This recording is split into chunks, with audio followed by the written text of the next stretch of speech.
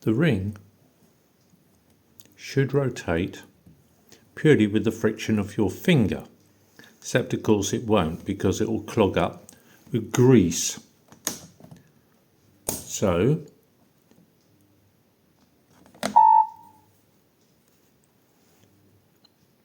you will have to clean the grooves on the disc and inside the housing.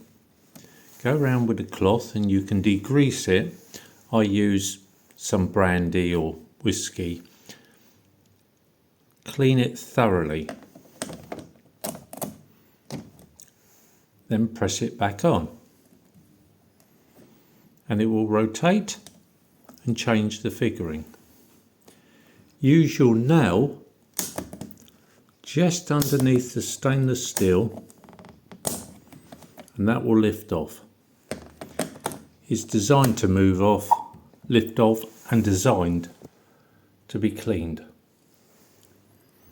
And there you are. It will now function. It can get to a state where the ring will not rotate at all. Hope that's clear.